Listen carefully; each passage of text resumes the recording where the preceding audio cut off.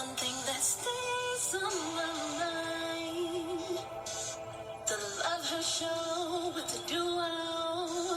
You gotta love her, praise her, treat her right. Let your life reflect all the beauty that's inside of you.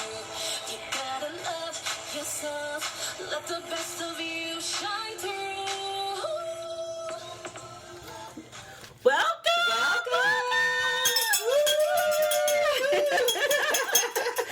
Our new podcast. Welcome, lovers. Hey there, lovers. Well, welcome to the Love Her Show with the duo. Yes, where we'll discuss love, life, business, and bliss. So it'll be a great time. We can't wait to have many more podcasts with you, but this is our first one.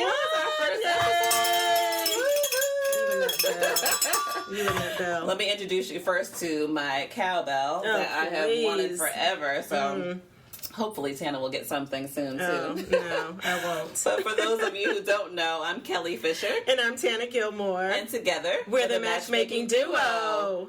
We are certified life and relationship coaches and professional matchmakers, authors of our book Relationship DUOver, yes, and Essence.com contributors. We are. So all things love, life, business, and bliss here at our podcast. So this is new territory for us, but we're used to doing stuff that's new. And we love radio. We love radio. So people have been asking us for probably like 2 years to do this podcast. And we're like, we don't have the time. But, I think initially we were trying to just say, well, we'll just do like a guest spot on somebody else's radio show. Yeah, we wanted to go around the bend.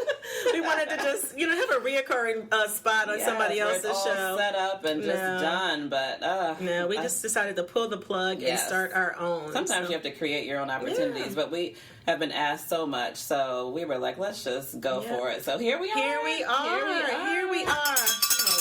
Gosh, this is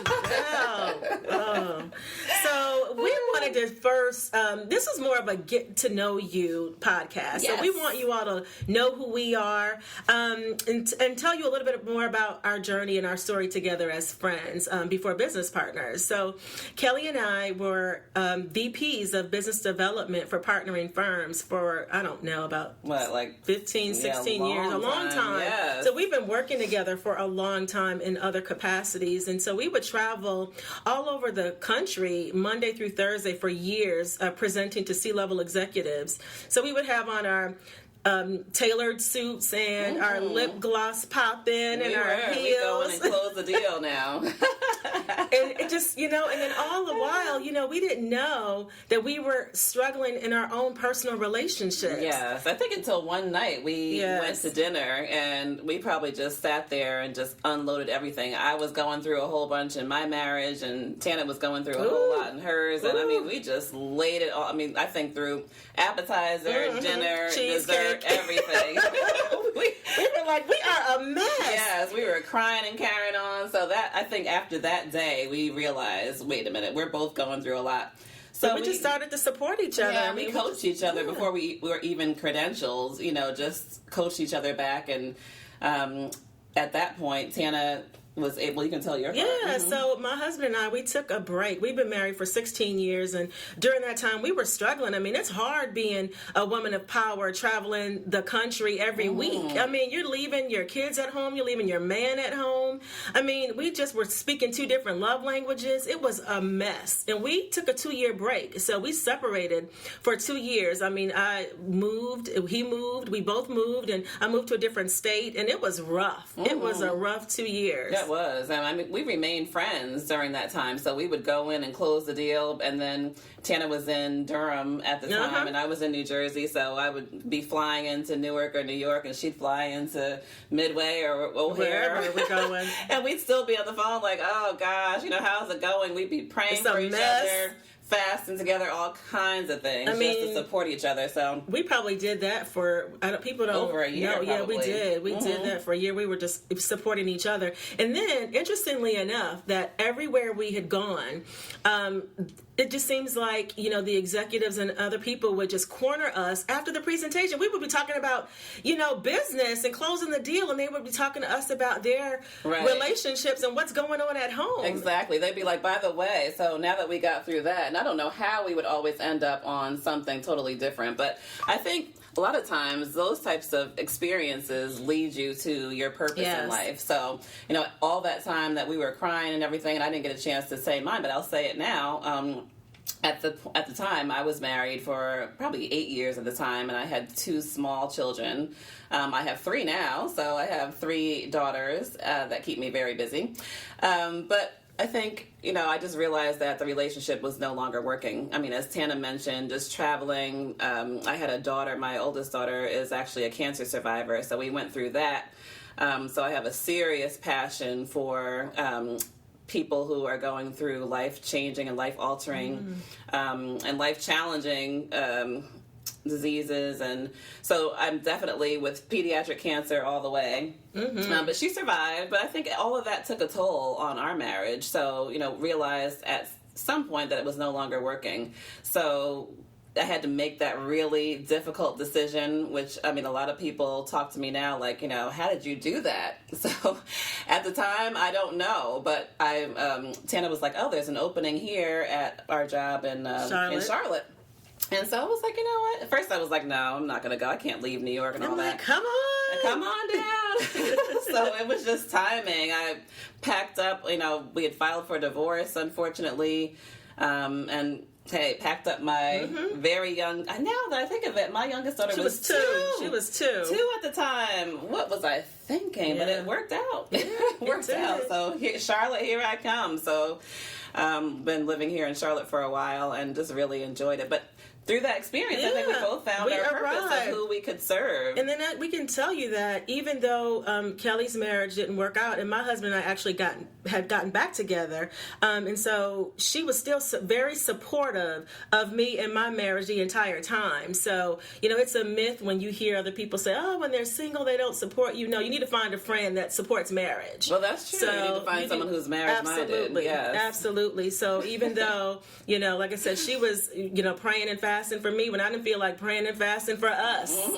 So it worked out, and we're still together. I still remember when I drove into Charlotte. I drove down with all my stuff, and we had balloons. Tana had balloons out of the mailbox. Wait a minute, I moved down to my house sight unseen. I picked out the house. She picked out the house. She sent me some pictures. She knows pretty much what I like. I looked at the house. I was like, this is great. It's probably like not even 3 minutes from her development. Right. We're like adjacent communities. And drove on down with my 3 daughters. The balloons were out on the mailbox. The cookies were in the oven. Yeah. Oh my gosh. So we ran through the house, and it was the beginning of something new. So here we are, both working at a new job together. And still, people started coming up to us saying, oh, I have this business idea, or I have this relationship issue. I don't know what it was about us, but we had this corner in our office. We did. And they would come over, our colleagues would come over, and they just need 10 minutes with us in the morning, just before they even had gotten started with the day. Oh, and so the other leaders would say, you know what, just let them be, just give them 10 minutes with Tana and Kelly, and then they'll be fine. In the coaches' corner. We called it the coaches. We weren't even coaches yet. So people were, just bearing their soul to us, and we were trying to help them figure it out, which we always did. I mean, we helped them figure out a plan in the coaches' corner when we weren't even credentialed at the time. I think we've just been coaches and matchmakers for years. Yeah. So that kind of pushed us to our purpose. And we said, we're doing this great a long at this. time. Yeah. Let's go get credentialed, and let's open up a coaching business. Yes. We're life and relationship coaches. Yeah, so we started as life and relationship coaches, just helping, which we were doing anyway. But it was just great to find out a different strategy of how to help people. So I think that, training was really great. And then as people were, feeling better, or even if they had gone through a divorce or been through a relationship that hadn't worked, and they were feeling better, they'd say, okay, well, who do you have? We were like, who do we have? Who do you have to introduce you to? Let me just think about who we know. So we get on Google. Who do we know? Matchmakers. So we found out there's a Matchmaking Institute in New York. There's credentials. Yes, we are certified matchmakers. Yes. We got on a plane and went went to New York and we went to go through a whole day in a life of a matchmaker. We learned to do a business plan. Yeah. And so that's how we added the whole matchmaking component, and thus we became the Matchmaking Duo. One of the most highly sought after matchmaking agencies in the country. We're very proud of that. Oh my goodness. So I think we really just transitioned, because we were in sales and marketing before. Right. So we transitioned our 14, 15 plus years, which I don't want to date us. No. We started when we were 2. Of course. But marketing and sales, and now we market people. Yeah. So it was a really a great transition for us. Yes. And we absolutely love what we do. We haven't looked back. And yes, there has been some challenges. And so when we talk about business on some of our episodes, you'll hear about, what it takes to really be an entrepreneur. Yeah. And some of the, ups and downs and everything. I think when we even thought about the podcast, we were like, we have to talk about more than relationships. Oh, yes. This is so much more than that. Oh, so it's the whole entrepreneurial side. It is, bliss, which we've found a huge chunk of at this point in our life. Still striving, but I think we're at a wonderful place. So bliss, which can be like health, happiness, those types of feel good, warm and fuzzy types of things. Family, yes, friends, right? Yeah, and so love, of course, and life, just everything under that whole umbrella of just the whole woman. So our goal is to come on this podcast and speak just the two of us with maybe some client testimonials or questions or scenarios that we've had during the week. And invite some guest speakers too. So we have a great list of speakers that we are looking forward to coming to share their wealth of knowledge with you also. So we won't be selfish. No. We'll let them share it with you as well. So we're excited about this. We've met some great people we along have, the way. We have. When we started making our list of all the people we wanted to come, and so many people were saying, yes, I'll come and talk to, your following. Oh my gosh, you are in for a treat. Yes. So we're excited. So again, welcome to our first episode of the Love Her Show with the Duo. So we are podcasting. We are. Look at us. Yes. High five. And so we want to give a shout out though to our theme song, Charlotte K. Yeah, Charlotte K. Did she not get that song? We're over here getting working it out. Yeah, so Charlotte K did a great job. She did an amazing job on the song. So thank you, our own personal song, because we were thinking, okay, what are we going to download instrumental music? We were like, we want some type of feel good. We can't do, what's the other song that we were playing when we speak sometimes? I'm Every Woman. Yeah, but that's not our song. Then we were like, oh, maybe Just Fine with Mary J. Blige. Yeah, we love Mary. So we gave her just some of those things that we wanted, just that feel-good type of thing, and she nailed it. Thank you, Miss Charlotte K. Thank you. So today, or tonight, it depends. Yes. We happen to be at the office at the moment. So we're talking about do-overs. Yes, do-overs. And how many times have you thought about that one that got away? Oh my gosh. So much so that we had to write an entire book on it. So relationship do-overs. I've had my share, and I know Tana has. And yes. So relationship do-overs, you can certainly find our book on Amazon, but it's a play on words, do-overs.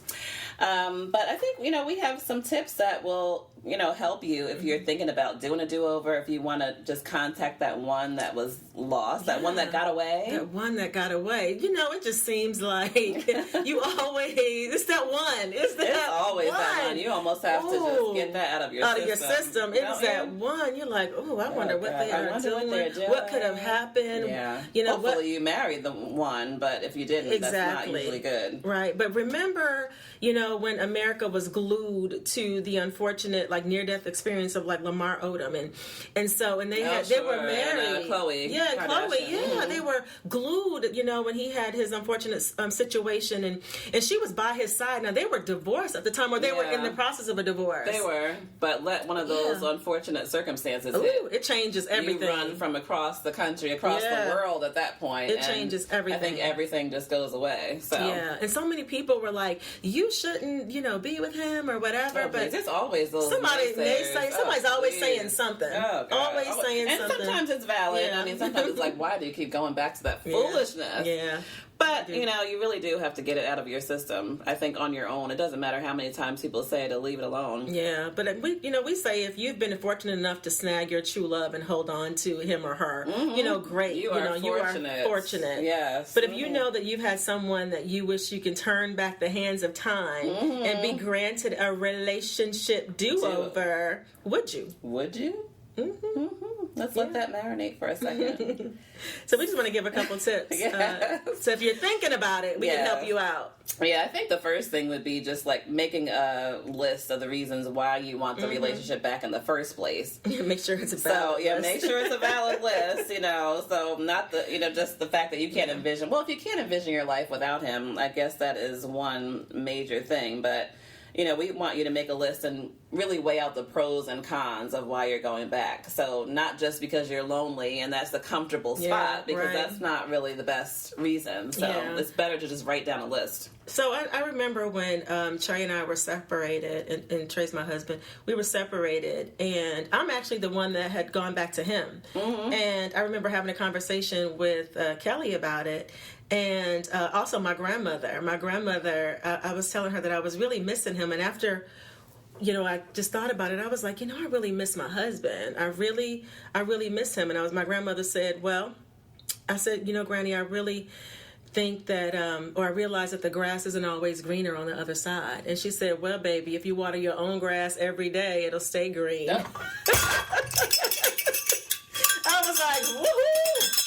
Granny said something there. Okay. Granny said something. She was like, your own grass every day, it'll stay green. Stay green. Yeah. Cowbell on that. Yeah. So I was like, she said, go back and get your man. Yes. And I was like, ooh, what if he, you know, doesn't want to get back? And he didn't at first. He did not want to get back with That me. was an interesting day because I know we were on the phone. I'm like, go back and get your man, Tana. Go back. I'm pumping her up. Go back. Get him. He didn't want no parts of me. I was on the phone like, what? He said, who? He said he'll think about it. He'll think about it. She was like, he said he'll think about it. I was like, what is he to think about? Are you kidding me? All that? Are you, girl, please. Yeah, but so I think he busted both of our bubbles because I was just knew she was hitting the road to go get her man. No, he had to think about it. He really did. Yeah, he did. He had to think about it for a few months because during this time I had to do some self-reflection on myself and figure out what it was and what my part of the failed, you know, marriage was, what my contribution to the marriage was. So, you know, once I figured that out and did some self-reflection and some spiritual growth, you know, I went back. And so it's okay to go back for the right reasons. Yeah, and I think that's the same for even if you're divorced or if you're coming out of a relationship. I mean, there was so much self-reflection that I had to do, just, you know, trying to figure out, well, was it me or what did I do? There's always, when you think about it now that I'm on the other side, I mean, there's always a contribution. There's always a lesson learned. So I think just going back and really analyzing, what did I do? What could I have done better? You know, what are some of the things that I contributed to the marriage failing? That's really important, especially to go into a new relationship, because you want to know, what did I do? It's never always one side. So, I mean, I'm just ringing the bell for that. It's always two sides. Two sides to every story. Your truth, their truth, and the absolute truth. Right. So, Yeah, but I had to, and I think that's another thing, too. I had to really dig into my faith. So, and that's not for everyone, but I'm telling you, I was just a hot mess when I came to Charlotte for the first year. And I think just really reflecting, getting closer to God, and then reconnecting with my hobbies. I had forgotten really what I wanted to do. I had 2 young children at the time. I was traveling with a career. So I had no idea. And I remember, and this in our book, someone asked me one day, you know, Kelly, what do you like to do?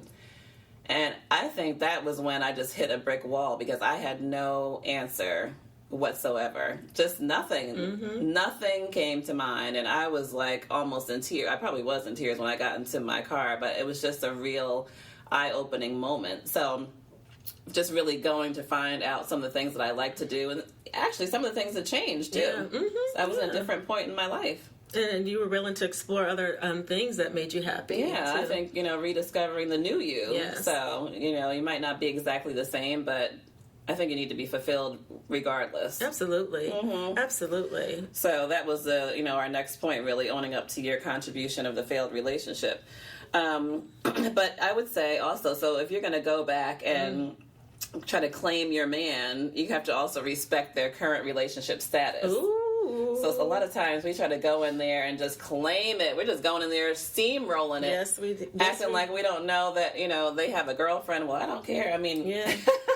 Yeah, my husband had a girlfriend. Yeah, he did. He had a girlfriend, and I was like, "You got a what?" and I was dating too, so it's open. So we were, he was dating someone else, and I mean, this was 2 years, so I was dating someone else also. But it's funny because when I realized that I wanted to go back, I expected him to just stop his relationship just because I said I was ready now. Right. So it just it does not always didn't work like that. It didn't work like that. But I had to respect his current relationship because that relationship was important to him at that time. And you have to allow them time. I mean, he wasn't moving fast enough for me. I felt like, hey, I'm back. So tell her to go. Yeah. It's time now. Just come on back home and let's just do this. Right. And he was like, and it doesn't always go like that. So, I mean, I just think that we should just remember it's okay to let him know you've had a change of heart, but tread lightly because you want to respect boundaries and don't just get automatically offended that he's in this relationship. It takes time. It took time for him to get into it or you to get into it. It takes time to get out. So just give him some time to consider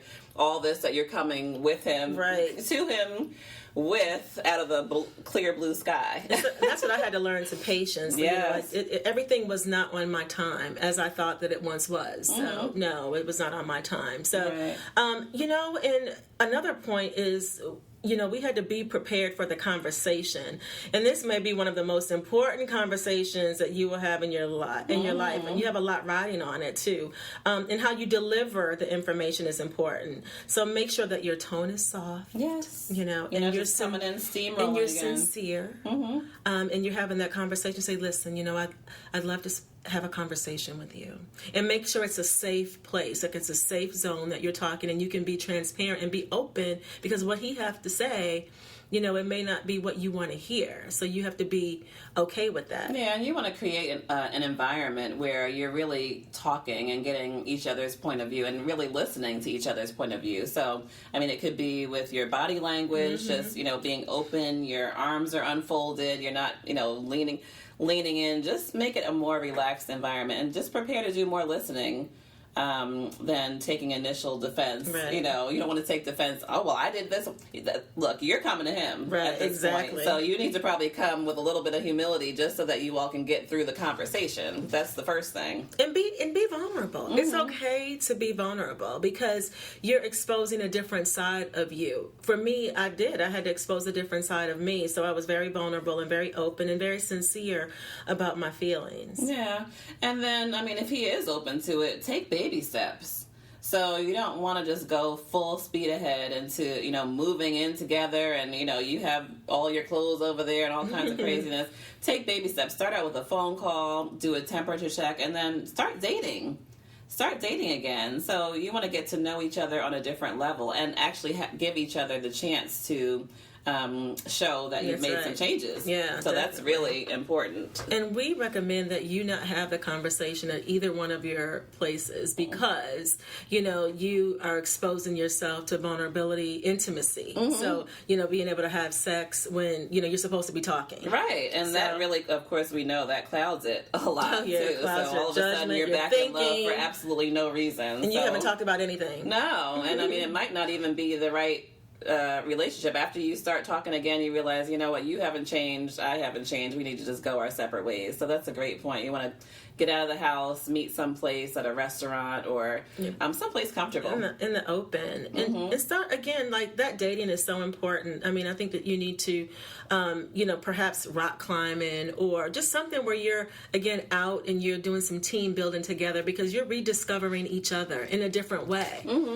Because hopefully you both have, learned yourself over the years or over the months of your time apart. So, we would just recommend that too. Well, I think the one thing too is that you want to show each other. Your whole point through this time of getting to know each other again is that you want to show that there's a new and improved version of yourself. Right. So, things have changed, and don't worry about wondering if he has. Of course, you want to see that too, but really focus on showing the parts that you've changed. And I think, either way, you'll get a better result from him because he's going to see, oh, wow, she doesn't, cut me off every time we have a conversation or, do something that I keep telling her over and over again is aggravating. Right. So, and then, you think about, if you say that you've forgiven, we know that forgiveness is sometimes difficult. But when you say that you've forgiven him or her, really mean it. Like, don't say it and then you're still bringing it up. Yeah. You're still bringing it up over and over and over, and then you won't let them live it down. Well, I mean, I think forgiveness, the best way to know, and I know this myself, to know if you've forgiven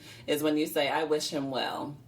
Oh, now, what does that feel like? I wish him well. If you can honestly say, I wish him well, and mean it, then you've forgiven him. So, or if you say, I wish him well, and you just feel that little thing in the pit of your stomach that's like, not really. I can't stand him or his girlfriend, then you're not at the right place. But if you can say, I wish him well, and there's just clear, birds are chirping, the sun is shining, you have arrived. Yes, you are over him. You are done. Yeah, so you can move on. So we always tell our clients that, if you can really, we just want to make sure that they're ready before they move forward in matchmaking. So we talk about that last relationship, like, how do you feel about that person? Are you happy for them? Right.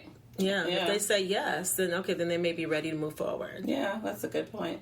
Let's see. And then also be patient. So remember, this process is a marathon and not a sprint. So it might not happen, as quickly as you'd hoped.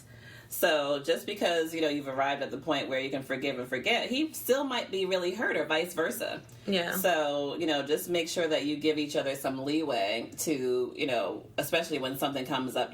No one's ever going to be 120%. You're evolving. So that one time when he does something that takes you back, or you do something that takes him back, that doesn't automatically mean that it's time to quit. No, not at all. And, just be prepared for whatever. I mean, you're going in with, a new and improved version of yourself. You're vulnerable. You are now exposed. Yeah. And so we want you to just be prepared for whatever happens. If for some reason that you reach out to him and he's either taken or not interested in trying it again, it might be hurtful. But the great part is that you'll be able to move and move along in peace, just knowing that you at least tried. Because, what's the worst thing that can happen is that you sit back and I wonder if, or I wonder when. Yeah, and so many of our clients say, well, I don't want to say something because I don't want to look desperate. I don't want to look thirsty. Look, life is short. So, why not clear the air, see if there's a possibility, and then just know either way, there is a possibility or there isn't. And then that's really up to you. So I think that really puts you in the driver's seat, instead of just saying, well, I wonder if you're hiding behind the phone or hiding behind the bush or whatever. Try to see with your sunglasses on, well, what's he doing now? Asking your girlfriends, well, what's he doing? Well, did you see him? Well, don't even do that. What's she look like? What's she look like, right? Is she cuter than I am? What's she look like? That's what we really want to know. We want to know if she's cute. That's, right. That's the first thing we want to know. If Is she bigger or smaller? I mean, those are the things that, really, let's just be real. But, either way, the air will be clear and you can know how to move forward. And, it's interesting. So when our clients come to us, when we're having our strategy sessions and our first coaching session, we ask them about the previous relationship. And again, it's important that they be as completely transparent as they possibly can with us. And if we feel like a tad bit that there's still some emotional connection that they have with that person, we kind of delve a little deeper to talk about, the relationship and what it was. Because if there is a chance that you can fix it, this is somebody that you already know. This is someone that knows you, and we just encourage them we prep them for the conversation if it's a possibility. Yeah, so many times someone comes out of the woodwork they had once they start the process. It's like, you know what? I really didn't realize that such and such is exactly who I was looking for. Exactly who I'm looking for. Yes, somebody that they've dated for 4 years. Yes, so or whatever. We transition. We put our coach's hat on and we transition to helping them with that conversation, because ultimately, our goal is to help you find a loving, committed relationship. We're like, girl, go get your man. Go get your man. We're going to help you go get him. Let's craft this conversation of how it's going to happen,